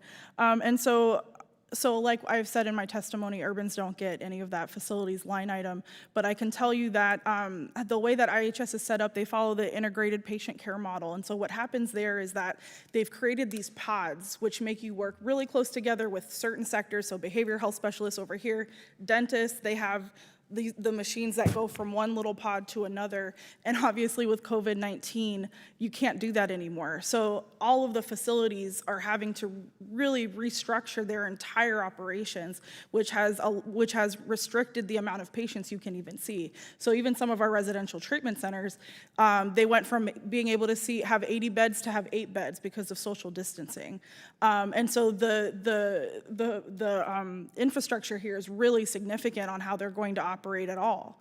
And so even, trying to create outside spaces to make sure that if you're coming inside, they've had to deal with security to make sure people, that possibly have COVID don't impact the others. And some data that just came out last night from the Urban Indian Health Institute that 64% of our Native patients that come in have COVID. So it is a large percentage, and there is going to be a lot that facilities are going to need to do to restructure to make sure it doesn't spread. Oh, thank you. Thank you. Thank you. Ms. Watson-Coleman? Ms. Watson-Coleman?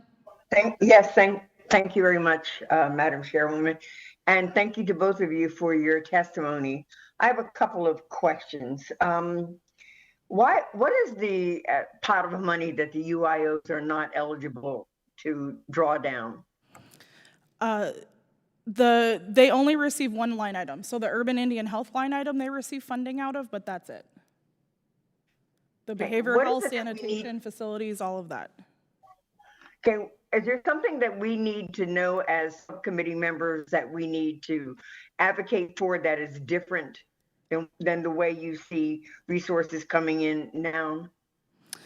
Yeah, so I think, I definitely think, I'm not quite sure what happened with the IHS task force, but I definitely think there can be a study done on facility needs and how that impacts. We would never, urbans will never take funding that is meant for tribes, and so we're not asking to split that funding at all. But the needs still greatly exist, and so to try to figure out how to really meet that need, I think a study could be done. Yeah, we're not asking to be able to take from that which is already underfunded to put some money someplace else. Correct. We need to know where we need to grow. Yeah. I understand this issue about pre-existing conditions and chronic conditions, both personally and part of our community. And I recognize the impact of COVID on those individuals who do have those pre-existing conditions. I also understand about the impact of COVID on mental health issues, and I know that you all asked for an additional $7.3 million for behavioral health, and I was wondering for urban Indian organizations, I was wondering what your proposal was for that in particular. And then let me just say this. I didn't understand the answer coming from the Rear Admiral with regard to what's happening with contact tracing. Perhaps you could clarify for me, either one of you, what is actually happening with testing and contact tracing that you see. Thank you. Those are my two questions. Thank you, Congresswoman. I'll answer the last thing. There is no dedicated funding for contact tracing at this time. That's what I know. So for the proposal of the behavioral health funding, so We can't speak for the tribes, but what we've seen for the urban Indian organizations is, we've had calls with each type, outreach and referral, limited ambulatory, full ambulatory, and residential treatment centers, and every single call has been, we need more behavioral health services. It's impacted their, not only their patients, but the staff and their families. They've seen it, threefold, not only behavioral health services, but domestic violence services.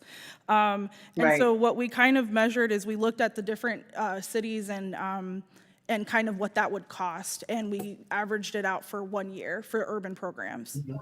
So that's how we came up with that proposal, and I think it would really help. That is kind of one of their biggest needs right now. And one of our programs in Phoenix has started to try to figure out contact tracing. And it has been helpful. I think the tribal epicenters are getting some funding to start doing that, but I think as Rear Admiral said, I think the NOFO just came out or will be coming out, so I'm not quite sure what's happening at the moment, but I suspect there will be some soon. So thank you very much for your testimony. I do believe that the 4 coronavirus bills, related bills, the last one of which is still being considered by the Senate, do respond to the urgency of the moment and the emergency of the moment. But we have some long-term work to do to look at those policies and application of resources in various communities that have been underserved, like the Indian community and the African American community and other minority communities. Look at those policies and the impact that they've had and start moving towards the right direction and making sure that there is no floor beneath which any family in this country will find themselves. So thank you. Thank you, Madam Chair, and I yield back. Thank you. Mr. Joyce? Thank you, Madam Chair. Excuse me. For both of you, I was just wondering, as well as you well know, excuse me, not all COVID-19 appropriations for Indian healthcare went to the Indian Health Service. Other agencies within the department also receive funds and the responsibility for allocating them. Please tell us how the allocation process went with these other agencies and whether Congress should do anything differently if there's another supplemental appropriation. Thank you. Thank you so much for the question. I'll go first because we represent the 574 federally recognized tribes, and this question really falls to that, the issues that occurred there. Right from the beginning, the National Indian Health Board had national calls with tribal leaders. One of our calls had 1,800 people on the call. And the tribes were very clear that they wanted the money to go through the Indian Health Service because of contracting and compacting and funding agreements and the fluidity with which the funding could quickly reach tribal communities. We advocated that position on behalf of tribes to HHS and here on Capitol Hill. We were not successful. We know that I will call the distribution of funding through agencies that are not IHS fraught, to say the least. It's the most concise way I can say it. I believe that over time, these other agencies will learn how to work with tribes and understand treaty obligations and trust responsibility and so forth. But the Indian Health Service has been standing in those shoes for decades and really does that well. We were just not successful in getting the funding to go into the IHS through interagency agreements or whatever the case may be. Some of the difficulties we face are treating tribes as if they are just another interest group, so to speak, as opposed to sovereign nations, and having them compete for grants with many reporting requirements and hurdles that have to be met before the funding can reach the tribe. And as Rear Admiral Abuhiki stated, tribes are to a greater or lesser extent able to comply with that sort of thing. It's a capacity issue. It's also a sovereignty issue. Makes it very, very difficult to behave and move forward as a nation in our nation-to-nation relationship when all of these hurdles are put in place and when you have agencies that simply do not know how to work with tribes. Over time, we'll continue to work with them and try to help them learn how to work with us in a good way, but that's not the case today, not across the board. Thank you, Congressman Joyce. So one of the things that we've noticed, the way that the funding has worked, some agencies are more culturally competent. I completely agree with Ms. Bolin. It has been a little fraught. I do think building the capacities of those. So one of the things that I found was that IHS is the only agency that has agreements with all tribes. It doesn't seem like CDC does. And so that was a very big challenge, which is actually why they gave the funding to us to transfer for the urban programs. For SAMHSA, they were able to, they gave it to directly to who they were already contracting with. I'm not quite sure if it was all the tribes. For HRSA was interesting because it was transferred into the rural office, which made urbans ineligible by term. And then IHS, of course, through the contracts. And one of the things I think that in terms of cultural competency here, in the last package for CDC, one of the things you all allocated for was $125 million at least for tribes, tribal organizations, and urbans. And we've been having a hard time figuring out where that funding is going and what's happening. We do know that they have a mechanism for non-competitive grants, which is wonderful because that is what tribes want. It looks like there's only $40 million in that, and I think they might be funding it more, but urbans are not eligible to apply, which is fine. But the $125 million was supposed to also include urbans, and so we've been asking for 2 months where the money is, and we haven't gotten a response yet. Director, your testimony talks about the IHS policy of conferring with urban Indian organizations as opposed to consulting with tribes.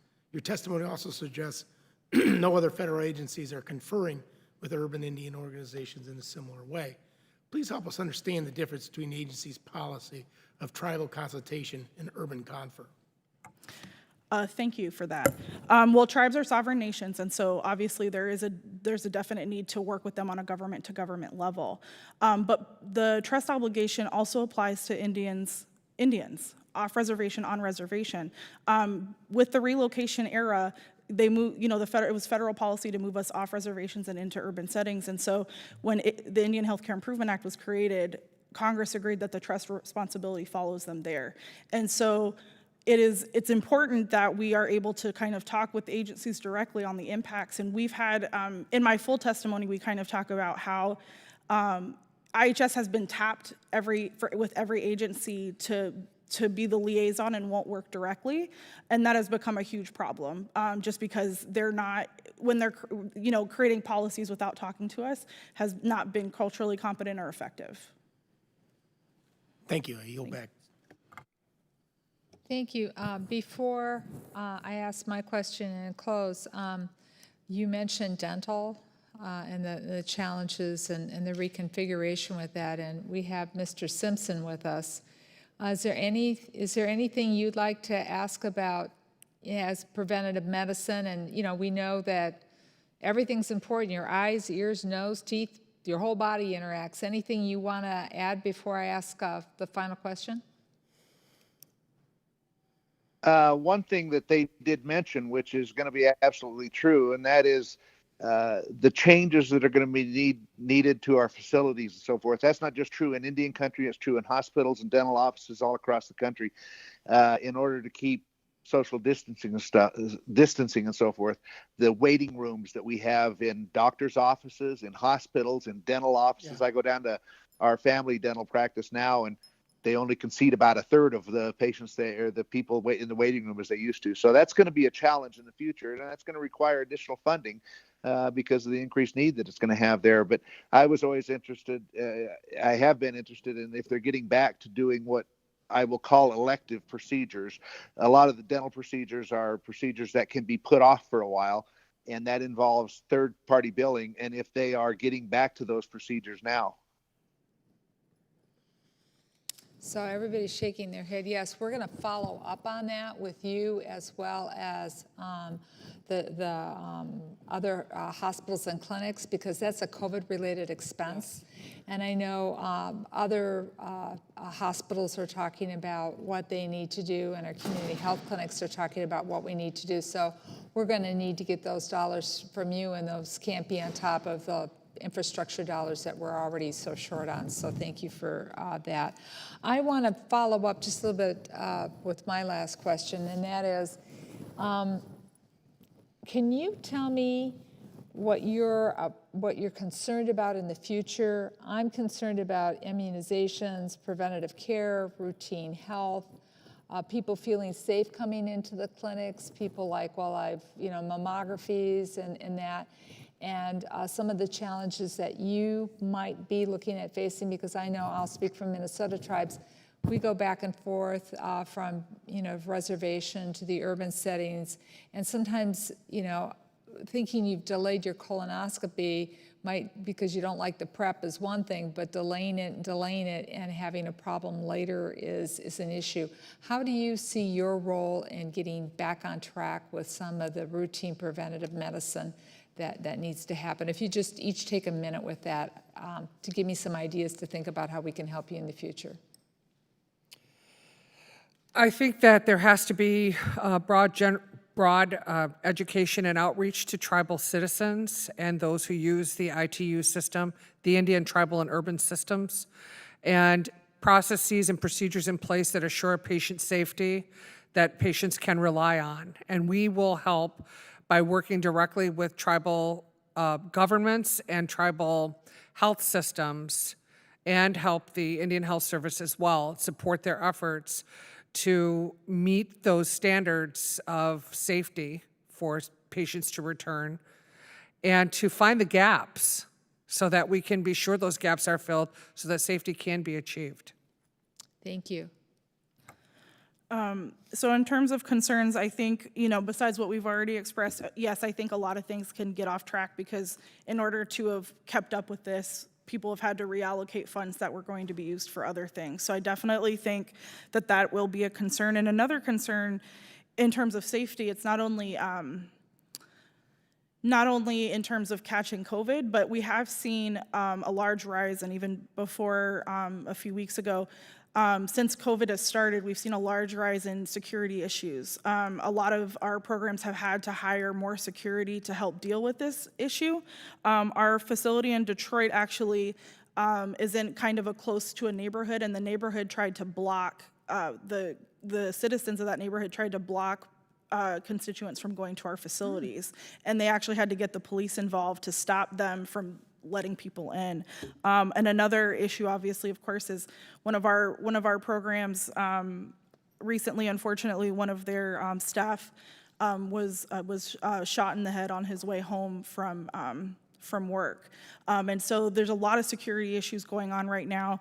And it has been, in the past 2 months, we've heard, that has become a very large issue. So on top of immunizations and social distancing and all those infrastructure needs, security as well is an issue. Well, I want to thank you both, your full testimonies in, and if members have other questions, staff, and I have a couple of follow-up things. We appreciate your work. We appreciate you coming here, and we fully know how much you accomplish with the limited resources that you have. But we cannot let that remain to be the status quo in general, and then you add COVID on top of it with some of the things that we just talked about now. So I truly, truly appreciate you being here. I want to thank, all the technical staff that made this possible. I thought it went fairly seamless, and I want to thank the committee staff who did a lot of behind-the-scenes outreach and work to make this happen. This might be our new norm, and I thought it went well for us, but I was very excited to see my colleagues, even if it was from a distance on a screen. I got to see Mr. Joyce in person. What a treat that was. So we will keep you posted as to what is going forward. The members, we will share the other tribal testimony as it comes in. And if there's anything you need, don't hesitate to ask our staff, which works so together well, especially on this issue. And with that, I will adjourn this meeting.